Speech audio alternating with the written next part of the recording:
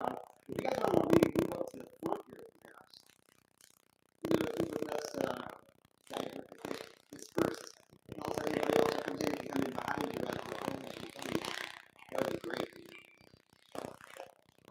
Also, it makes for a better picture when you have a bigger crowd in front of you.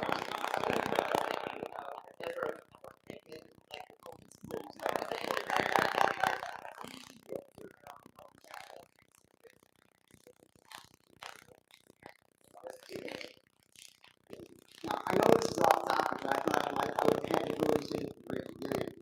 I was moving our usual Ancestry.com thing at the house the other day, and checking back on all of our relatives. I happened to notice that my grandparents on my mother's side, one of them, they were both from Russia. And I knew that wasn't exactly true because one of them came from Romania and one of them came from Ukraine. But for some odd reason, during the course of time, when everything got lost into the Soviet Union, everything there was Russia at one point in time. And so now that the Soviet Union broke apart, and a lot of kids nowadays don't even know about the Soviet Union, which is interesting, we have this other situation going on. And we forget that so many of our roots in this world are in Eastern Europe. And that right now in Ukraine there are 1,000-year-old churches being bombed into oblivion. And thousands of lifelines and generations are being destroyed because of one person's idea that he wants to put the Soviet Union back together again. And it is my heritage on both sides. It's interesting that I have relatives that escaped the Romans and Russia to Romania and that area, only to now have relatives dying and being destroyed in Ukraine. And so if you just take a moment at the end of your day, just pray for the folks in Ukraine to have the strength to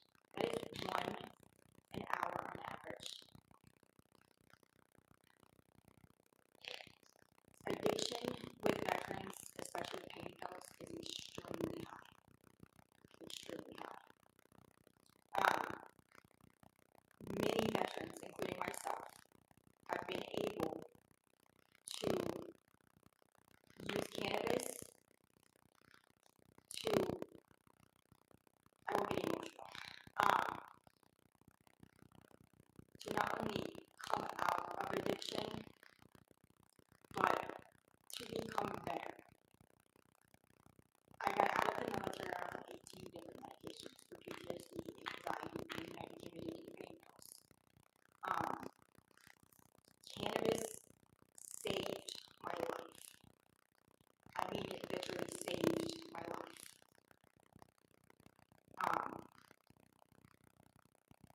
We fours also, we meet monthly.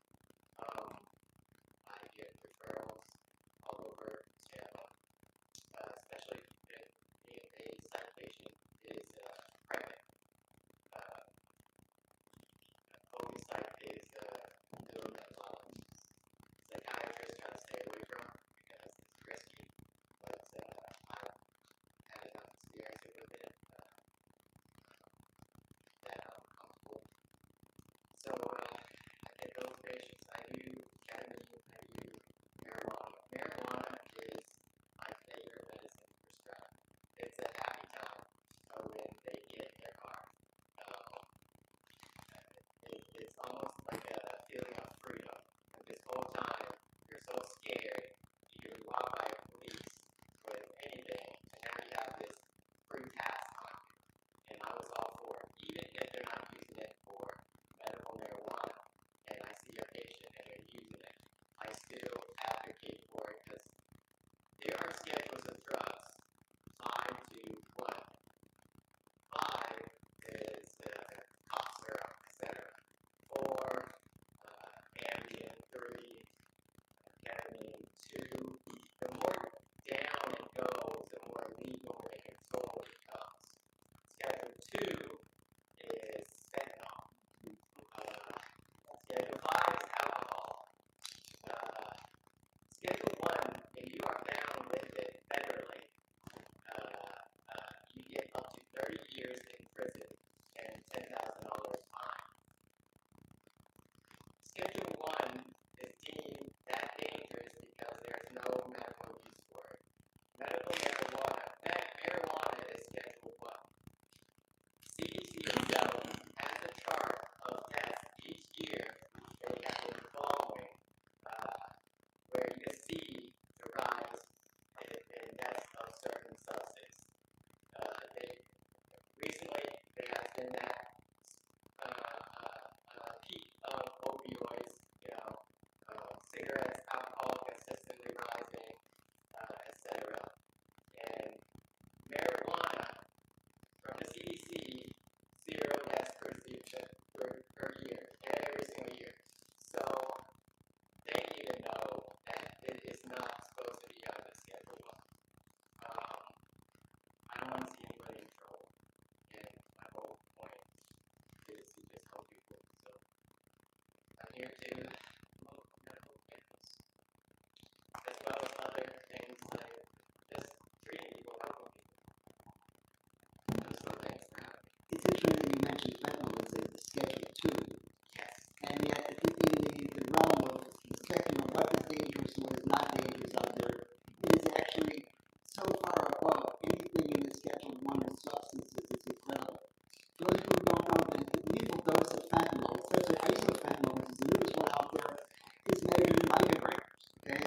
So you're talking about, if you see dust at the tip of a pencil, that is a lethal dose.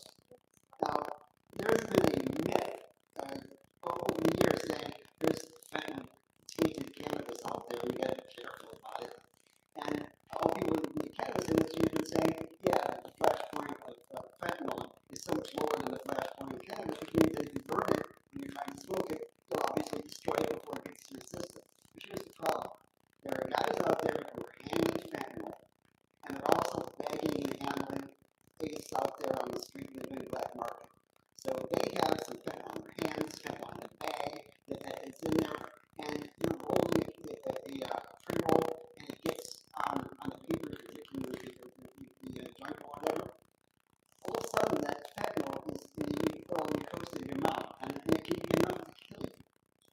And there has actually been situations in Pasco County just recently where some folks bought some cannabis from some guy in the backwoods of the bar who they think they knew all that day, but by the end of the night, 3 people in that house were dead. So just know it's no longer a myth because fentanyl is so prevalent now that the guys out there who are pushing more than just cannabis are actually getting it into the system. So just be careful out there. And as I say, buy legal or not plug kind of situation.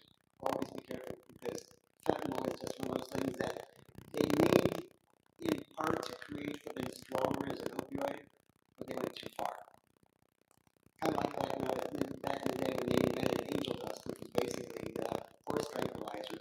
It wasn't working very well as a horse tranquilizer. All of a sudden, people thought out their competitor to go out and make an illicit drug. The drug manufacturers don't always know exactly what they're doing, and things get out. But one of the things we want to talk about as far as wellness is concerned is that I grew up with cannabis being basically a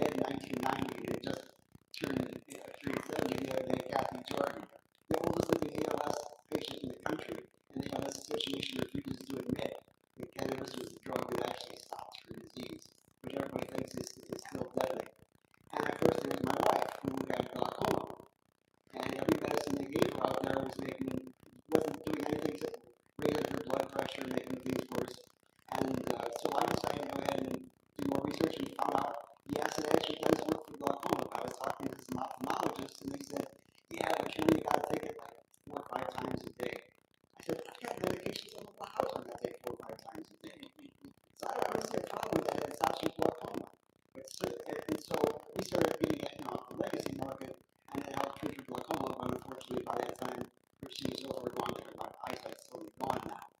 But we are still working towards making certain that this is available to the rest of the public and start achieving wellness in everybody we know. So I'm going to ask everybody in the panel here, when did you first find out that there was a health aspect of this industry? Yeah. I just want to add, because obviously you know we all know Kathy. Kathy Jordan is also the reason that we have smokable cannabis in the state of Florida. She is the reason. Kathy Jordan took on the state of Florida to have smokable cannabis.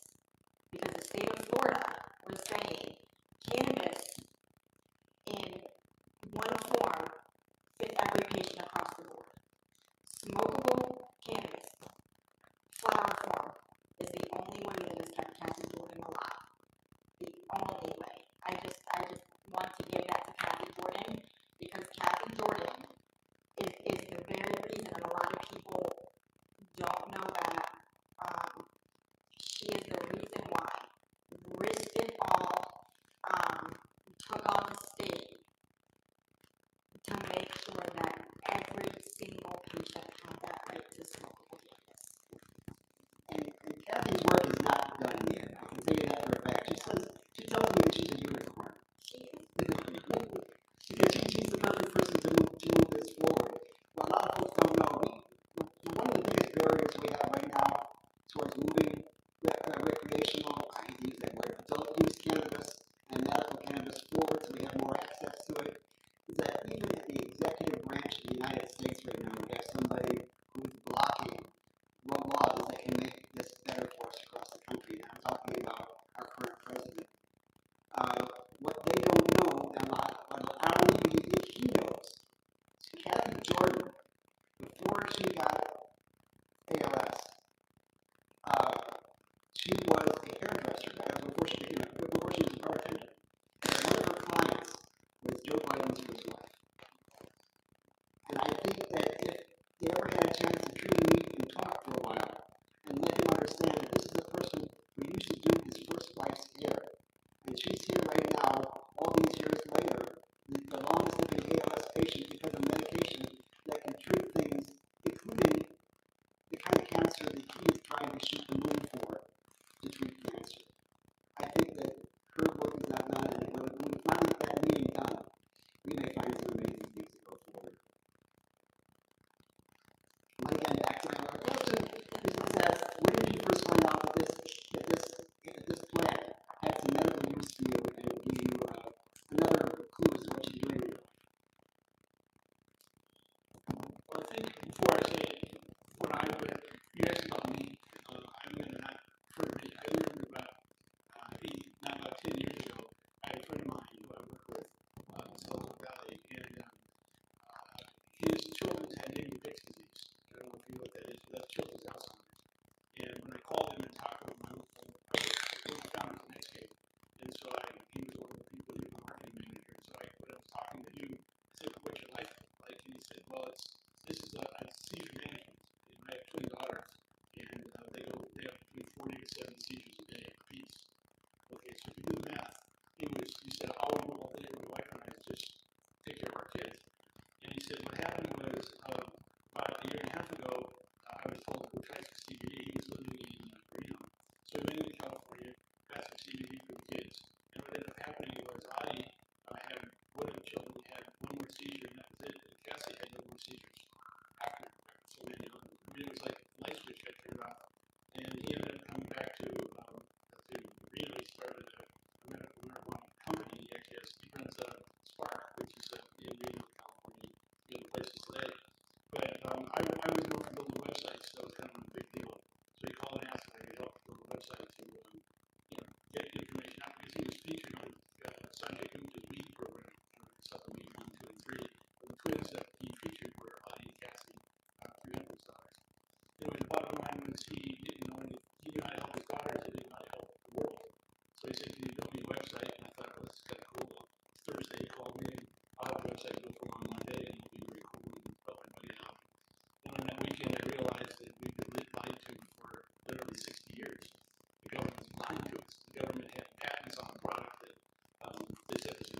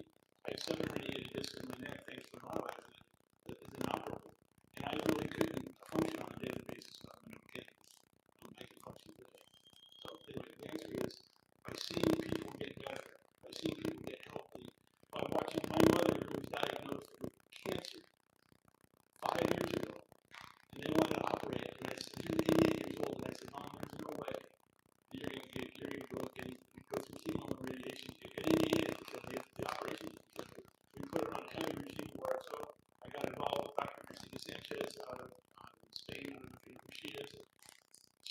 For 24 years, she's been studying cancer and medical cannabis from a grant provided by the Spanish government. That's 24 years.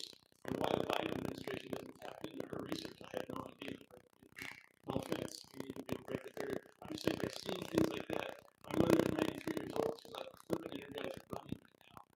And she's still alive. She's still with us. And I have 3 of my friends who are 10 years younger than me or more that have died in the last year from cancer because they wouldn't use cannabis. They listened to the doctors. No, I'm not trading against doctors. I'm just saying, I'm not saying cannabis can solve every one of the cancer patients that's out there, because any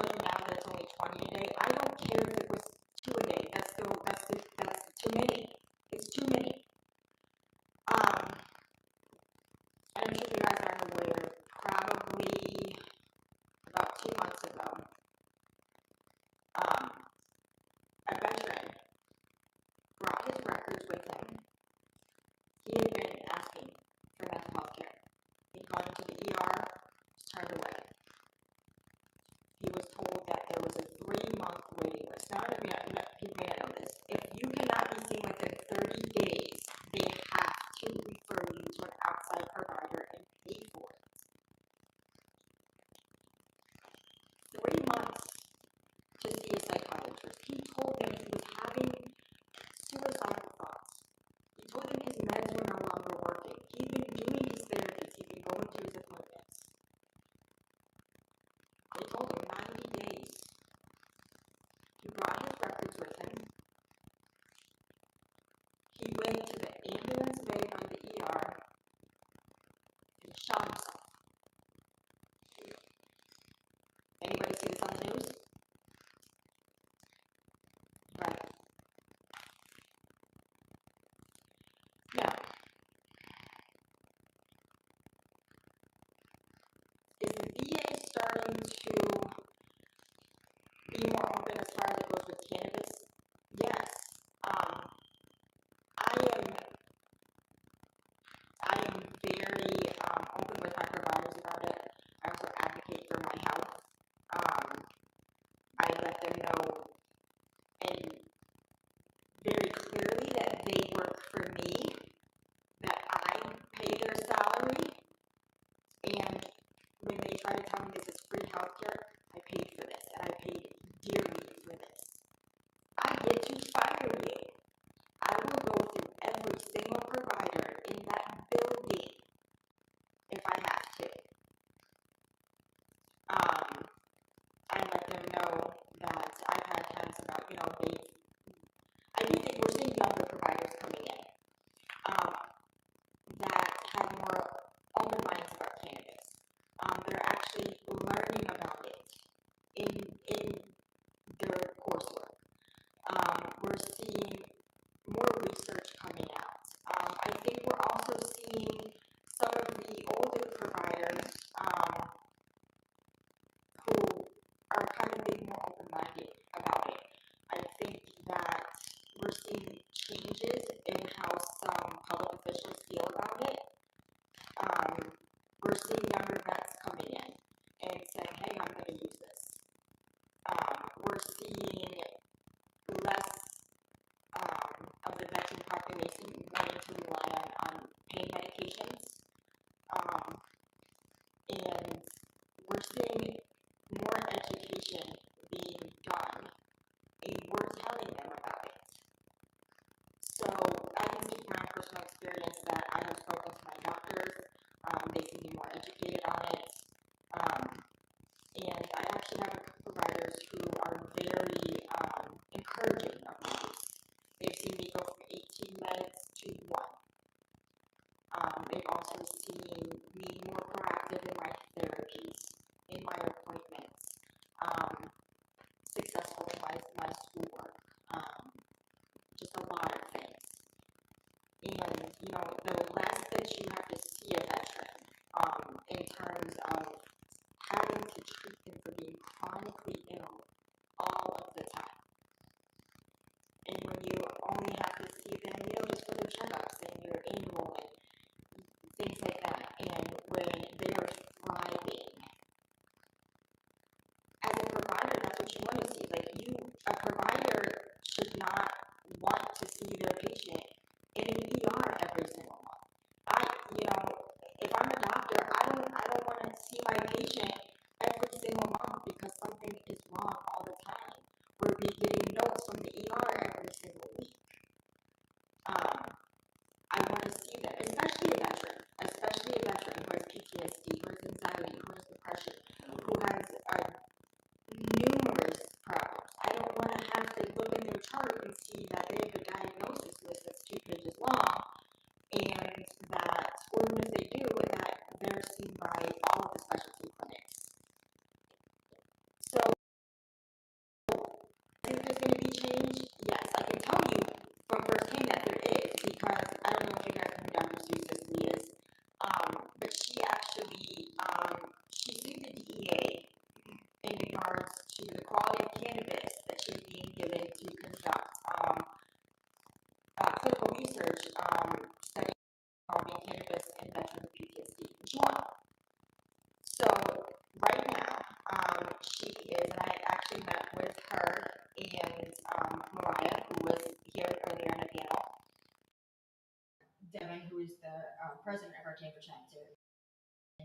who is from North Florida chapter at the Tampa VA in November, with one of the providers there. He's also works in clinical research over at USF, and there is a federal clinical research study that's being done at the Tampa VA, a VA in Arizona, a VA in Michigan, and one more I'm not sure, that is going to be starting shortly, and it is a federal clinical research study, and they are going to be researching cannabis as therapeutic for veterans with PTSD and pain. This is going on at the VA, which is a federal entity. So we're going to see change. This clinical research study, once it goes through and they see the results, will mean that not only will the VA have to recognize cannabis as a therapeutic, they will have to recommend and potentially prescribe and cover it. That's where we're at. That's where we're at. I mean, I've seen the stuff that Sue had to deal with at the very beginning. You know, there's stuff that's grown at University of Mississippi, which they've done for the last couple of decades. And what they do is they take the whole grow and sticks, stems and everything, and then they freeze dry it and they grind it down, and then they send the powder to her to go ahead and have the folks put it in the grunts to go ahead and go for the therapy. I had brickweed back in the 80s that was better than the stuff that you.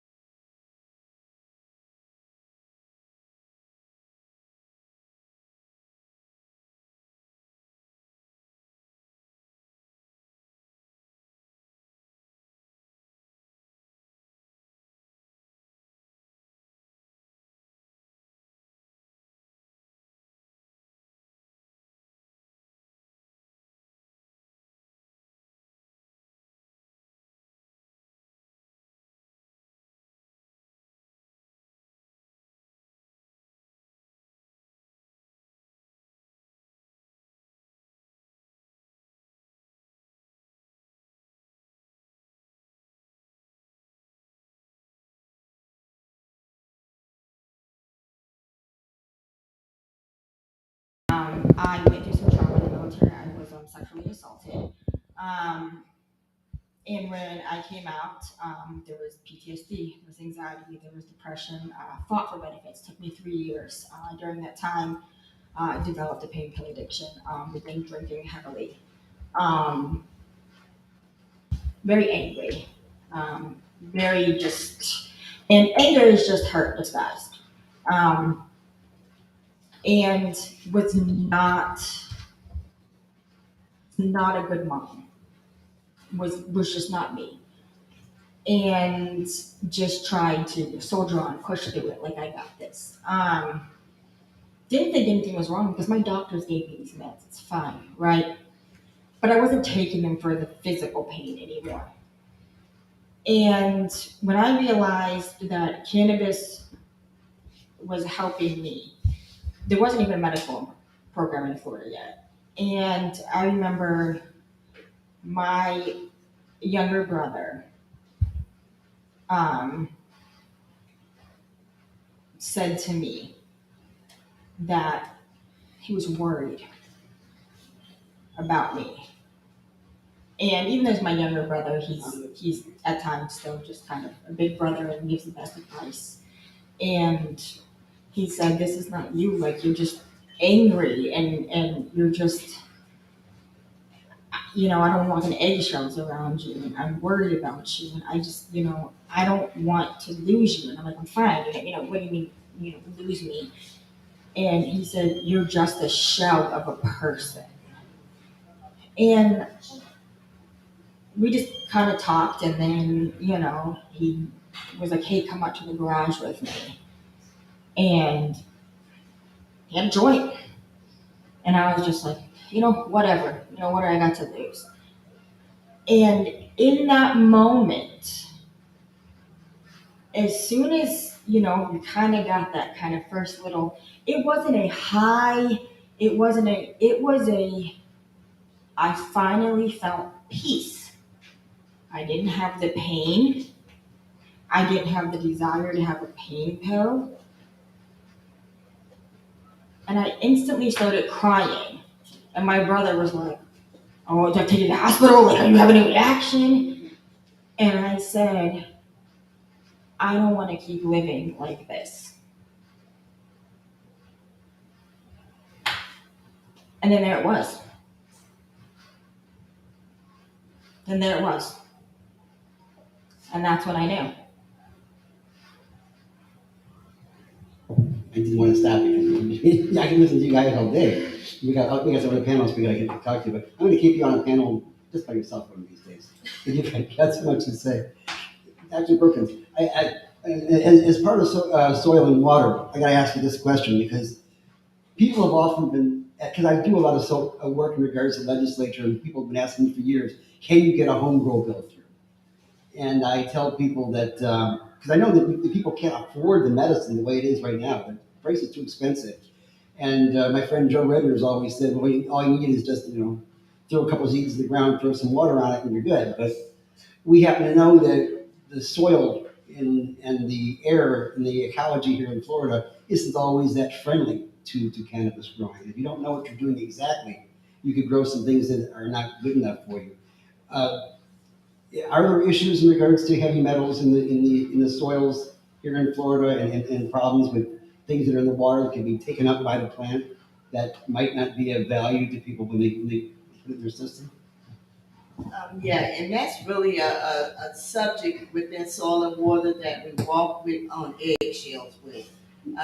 We have a group that's saying, no, we shouldn't be discussing that. And then we have another group that's saying this is a benefit. Farming is farming. Again, like I gave an example, it's no different than growing squash, even though that's something we eat. So the research as far as the soil and water is kind of taken haphazardly right now. We know that there are a lot of heavy metals that do exist in the soil, and they're working with other agencies to see what the percentage is for those components in regards to what we call our farmhouses with raising cannabis is what's going on. But it's right now it's like the best kept secret. So there's only so much that I can really say about that. Gotcha. Yeah.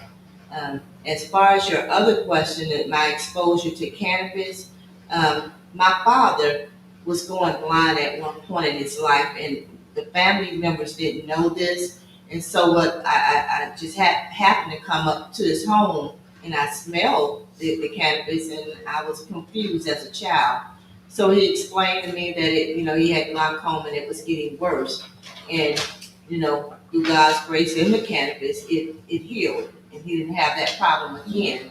And then as time went on, he had stomach cancer. He was taking cannabis and smoking cannabis, and he was getting better, but the doctors suggested that he stop doing that and get on their medication. And he lost his life 30 days later. So I know that it works. After his death, I went over to Africa and I did some studies, and cannabis is not a new thing. This has been going on for ancient years. The African people, and I know you spoke of some studies that are coming out of Italy and various other places, but we neglect to talk about Africa. That population, they're living into their hundreds, well over their hundreds, because they've been doing this all of their lives.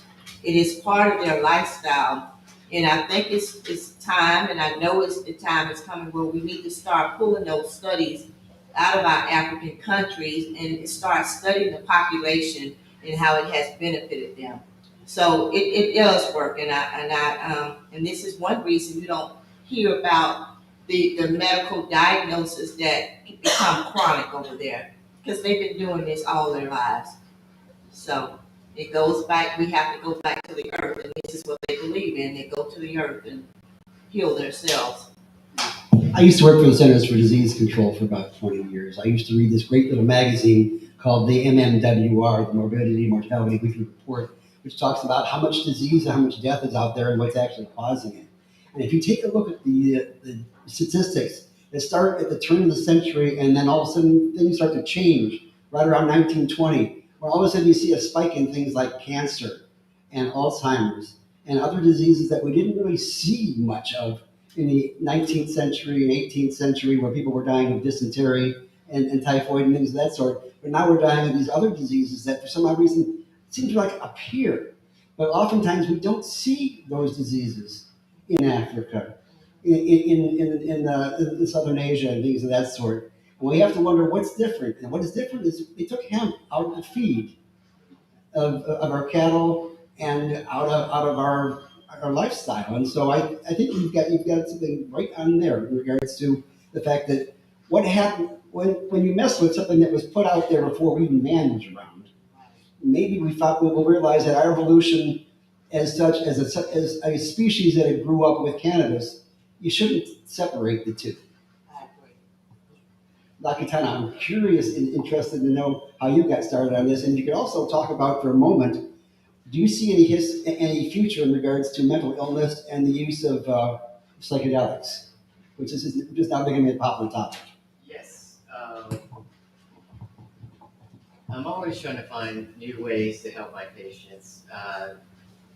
The current field of psychiatry, neuropsychiatry, is still at the beginning phases. We're learning about all types of neurotransmitters, how certain ones, dopamine affects certain ones. We initially thought dopamine increase caused schizophrenia, and then we found certain other spots of the dopamine pathway where it goes down. We used to think, only a couple serotonin receptors, and suddenly now we know so many.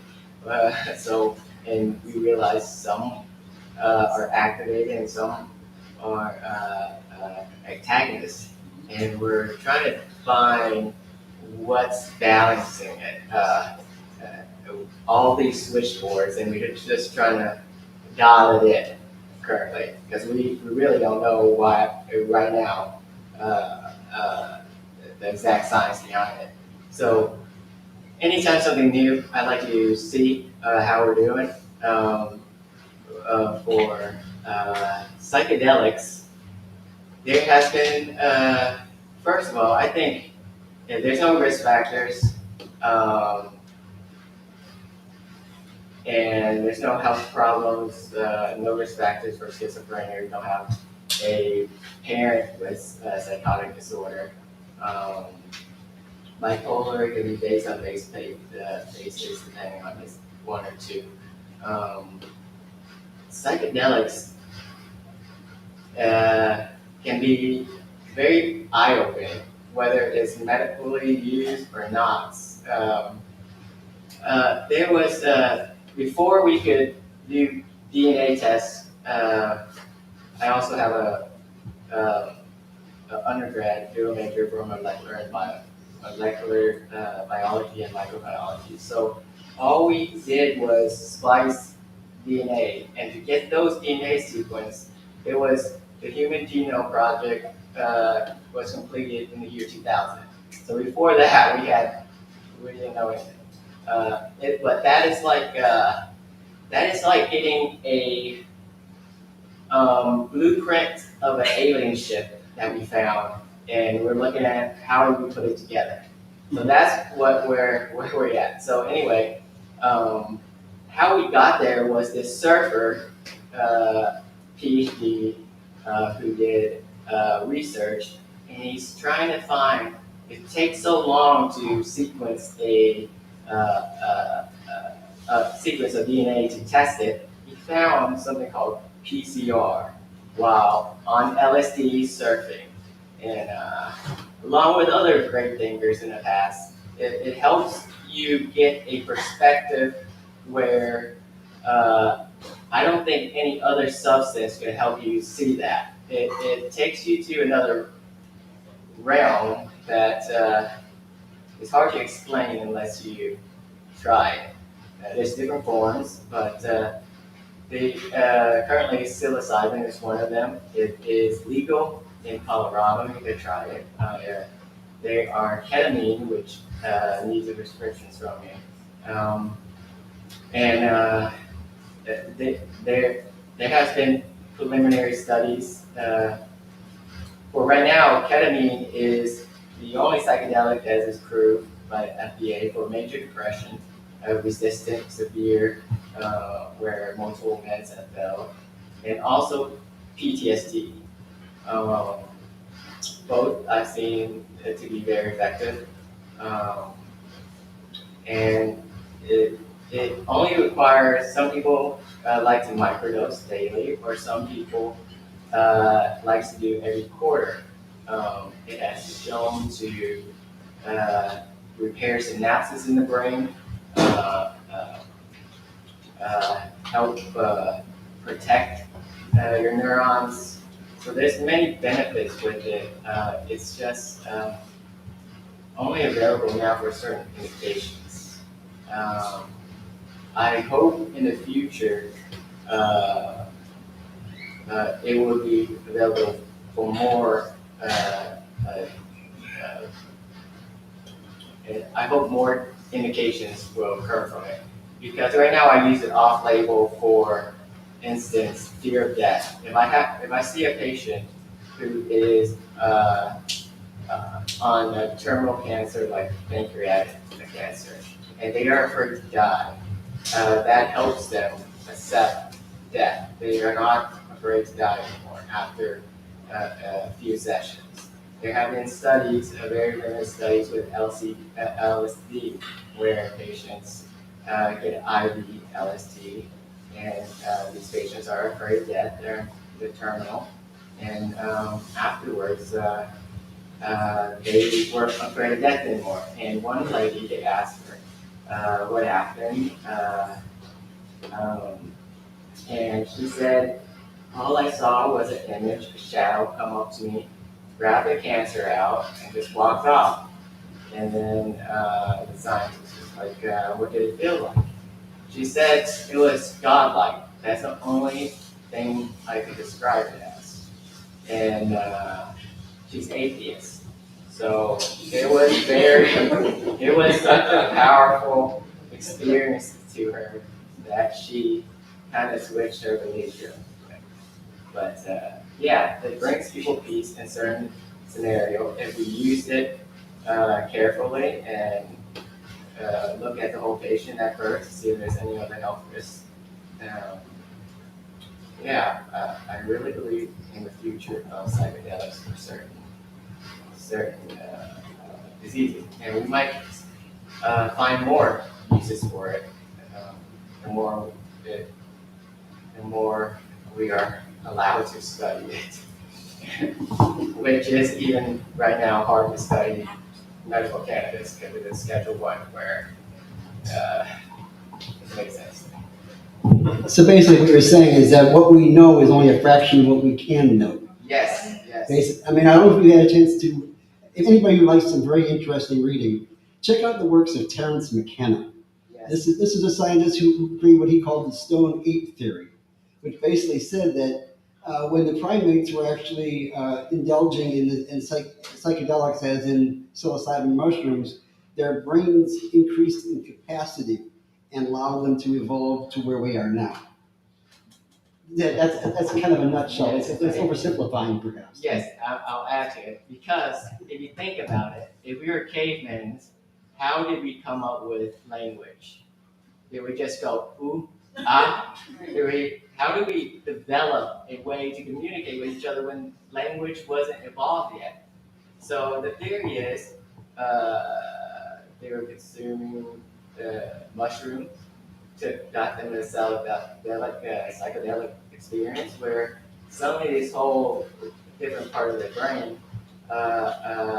thought of these ways to communicate other than gesturing or just fighting each other. But that's just a hypothesis. We don't know yet, but I don't know where I was getting with this. Yeah, there was more to it. I was gonna jump. That's the Stone Age theory. We have evolved beyond throwing feces, basically. Yes. And how did we do that? There was a period where we just had our brainstem, the limbic system. Our brain used to be smaller. It used just a brainstem and a little limbic system for fight or flight. We still have it. That's what causes the anxious. That's what affects it. Get affected in PTSD and the surrounding structure like hippocampus, where they connect the bad memory to the amygdala, and that's how you freak out. It's our lizard brain. It's a fight or flight one, but then for some reason, around this brief time, we developed this cerebral cortex. Now, with the cerebral cortex, this is where our personality comes from. This is where we learn math. This is where we learn logic. This is how we apply language. How did that happen? That could be part of the Stone Age theory. Now, I think that we mentioned earlier that one of the things that we found out over the last 2 years is that misinformation kills. I think that the misinformation that came out of the reefer madness era has basically, by taking cannabis away from us as a medicine and putting it more into the realm of an illegal substance that needs to be denied, has basically hurt us in so many ways. And it all comes from research that had been turned on its end. They once did a study to see if cannabis made people violent. So they found a whole bunch of violent people and asked them if they use cannabis. That is not exactly the way you do research in that way, because people were already violent regardless of what, it's not a matter of correlation equals causation kind of situation. And in fact, it's very possible that those folks who were violent were actually using cannabis in part because it had made them less violent. I don't know if you heard this yesterday, but Mike Tyson was on his way to Miami for a conference, and he was told, don't imbibe anything in the plane, don't bring anything with you, yada, yada, yada. He punched somebody out on the plane, and he missed the first flight, and he had to go on to a later panel. And I would have said, let the man smoke, please, by all means. He claims right now that he smokes as much as $1,000 a week on the average. If that works for him, with his tolerance, I would say, let him go ahead and use it kind of situation. But don't think that cannabis is what made him violent. I think it was the lack of it at that point in time. Right, and I want to add something while you're speaking on that. What we neglected to do was the young man, he was agitating Mike Tyson. He threw the water bottle, so Mike Tyson found a snap, which I think he got away with it quite well, because he probably would have been on the floor had that been me. Enough is enough, and we have to put the blame where the blame truly is. Right. It wasn't with Mike Tyson. It had nothing to do with the cannabis, but of course, they'll put this out there, and I don't know if it's because he's a black man. I don't know what that reason is, but we have to stop and really tell the story the way it is and adhere to what really occurred. But that's what it was. So if I'm sitting on the plane and you throw a water bottle at me and you're constantly agitating me, you might not want to wake that bear up, because I'm going to turn around and react to you. So that was the situation. Touching on that, there's a saying that my dad knows. A couple things I want to touch on that Dr. Tanner and Ms. Birkin said, but there's a saying Dr. Birkin said, that don't rattle the cage unless you know that it's locked. Listen, we're from Detroit. I'm just gonna leave that there. So I am too. Watch it. What Dr. Tan said when we were talking about the psychedelics, I know MAPS is doing a study right now. So I actually have major depressive and PTSD. And what I have found effective after going through multiple medications that only increased my depression and my suicidal ideations, which led to suicide attempts 3 times, was mushrooms. I will dose, and I can tell you the worst thing that happened is that I thought I was an ice cream cone melting into my sheets. So there's that. And I will go anywhere from 9 to 10 months without a major depressive episode. And, I think that yes, there's definitely a lack of research. I think that if you went and you talk to people in the community and you really talk to them, I know the VA does use ketamine, and of course not using cannabis, and I'm like, there's ketamine. If you really talk to people in the community and you saw, because we're kind of doing our own research, like we're finding out things.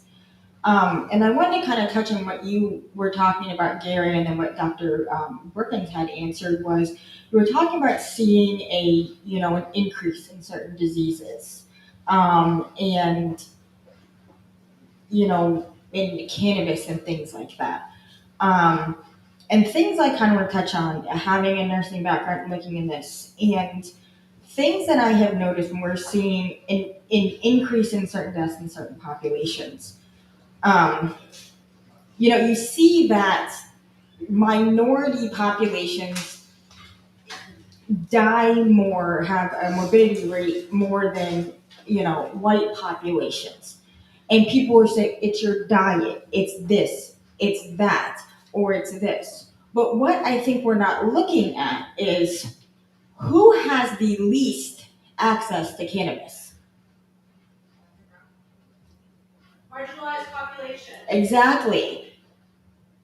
Who gets the highest punishment for cannabis?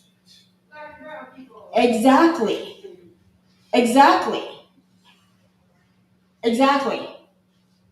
I'm a cancer survivor. My oncologist said to me, that I did have to have a full hysterectomy. But she said, I can't believe it didn't spread as fast, and I 100% know it's because you use cannabis. But we're looking at, if you look at these rates, you cannot tell me it's not because that there is a systematic, there's a purposeful. I'm trying to get the words out. It just makes me just very, very angry and frustrated. But we have systematic racism, plain and simple. And when you're talking 1920s, things like this is where we saw Reefer Madness. We all know why that was put out there. We know why it was called America. We just do. If you think that the United States doesn't know that cannabis is a medicine, if you want to go onto the U.S. government patent website, the United States has held the patent on cannabis since 1924. So we're seeing these higher rates of death in minority populations. Those are the ones that don't have access to cannabis. They have a lot. It's actually much farther than that, because this is what's called the social determinants of health. And what that basically means is there's a lot more aspects, a lot more factors in now that involve your health. It also has a lot to do with demographics. When I was doing a study on infant mortality in Cincinnati, one of the things that I found is sometimes it's not just the health of the mother, but the health of the grandmother and before that, because if generationally you've been denied medicine, that it goes on a multi-generational basis. And so lack of access to cannabis goes along with lack of access to proper radiology, how are you treated in the emergency room, whether you have access to a doctor that will actually treat you more fully. That all kind of combines in. I agree. Doctor, did you have something you want to say? Yes, I think we need to understand that there's a difference between environmental injustices that affect the Black and brown community versus health disparities. Yes. So I think we need to not overlap and get these confused. And we understand that there are resources that are denied to our Black and brown population, but I'm not going to say that there's a cannabis denial necessarily to Black and brown. Black and brown people have been utilizing hemp and cannabis for a long time. So I don't think that's the issue. I think it's more environmental issues, the opportunity for other things that contribute to the death rate. It's not necessarily the lack of cannabis. So we need to be careful when we talk about that. It sounds good, but it's not correct. And I agree with you, and I agree with you. That's an excellent point, because I grew up in East Oakland, okay, and I can tell you we had plenty of cannabis. We had plenty of everything else we needed too. But the point is, what really bothers me, Gary, I want to get out of the theory and get down to some real basics here. When I grew up, I didn't know, we ate peanut butter and jelly sandwiches. I don't know if anybody who had a peanut allergy. I don't know, vegan didn't exist. So my question as I was studying holistic medicine and as I was studying cannabis was what happened? Any of you know what dwarf wheat is? Dwarf wheat was invented in the 1980s by Monsanto. What Monsanto did was took a normal wheat plant and replaced it because they had the market for seeds and replaced it with something called dwarf wheat. We know today that dwarf wheat causes all these vegan problems, all these other problems are coming from dwarf wheat. So my question is, where the hell was the FDA? Where the hell was our government resources? They will tell me that cannabis isn't good. They will come in and they'll get all over cannabis. What about what the farmers are growing? I mean, I went to Cal Poly in San Luis Obispo, where half of the campus was farmers. My roommates were all ranchers and cowboys. Candidly, I had a couple of them that were rodeo starters turned out. They would come to me and say, these products that they're bringing out today have chemicals in them, we don't want to grow them. But we can't find seeds anywhere else. What I'm trying to point out is a lot of this was, we need to question our own system today and ask, why aren't you, and Doctor, I think you probably know this better than I do, why are we letting these Monsantos and these chemicals get into our products? And why are we still growing dwarf wheat today when it has been proven that it causes the problems that are out there? Now, we can talk about how cannabis will help it, we can talk about all these other things, but it goes back, you said the soil, the earth, we got to get back to some of the basics. And I'm going to talk about health for 1 second because that's what this panel is all about. I'm very encouraged. I'm not as negative as a lot of you guys are on the future. And I get that there's psychedelics and all kinds of shit that's out there, and I'm for it, believe me. But I see my kids. I see people that are being more healthy. I see people questioning. You know, when my kids question what I'm putting in the food. Okay, I see a generation that's coming out that's asking for healthier products. And are they themselves committed to healthier living? You yourself has to commit to a healthier lifestyle, and don't count on anybody else that's out there. Are you willing to get up and do something as simple as breathing for 20 minutes to a half hour every morning? You're amazed at what that does for your body. Okay, it's out there. And I'm just saying, we need to get back to some basics as well, not just talk about the social injustice. I get the social injustice, that's out there. But we can actually start doing something about it today ourselves. There are so many factors out there that involve this, and we got to wrap this up, unfortunately, because we should have about 4 hours for this panel. We only had the hour and a half, but we're moving on. In regards to the peanuts is concerned, these are not the same peanuts that George Washington Carver was working on. We actually have a mold which has been endemic in peanuts for many years in the soil. It's a black mold, and that is what has caused all the peanut allergies over the last year. And just like tobacco mosaic virus, it's been endemic in the entire population. Kind of like the way that COVID's becoming now. Why aren't we holding the federal government responsible? If they have an FDA that's going to make our cannabis and everything else, why don't we hold them responsible for these kinds of things? But they have to accept responsibility. No. They work for us, we don't work for them. I think it's a matter that we stand up and we say, look, we want to know why you didn't do this, and we want to know what the results are right now. We aren't holding our government officials responsible. When you've talked to these government before, I've talked to the representatives, and they get on their soapbox, and I say, whoa, guy, you work for me, I don't work for you. Okay. Let's make this something real clear right here. Now, that usually ends our discussion, because they don't want to hear it, but I'm just telling you, that is the situation. I think we need, as a population, from a health standpoint, to really start questioning and asking the right questions, and I agree, starting with the soil, and believe it, and I like what you said about Africa, because you're right. Let's pay attention to what's out there in reality. I want to thank all our panelists that were here.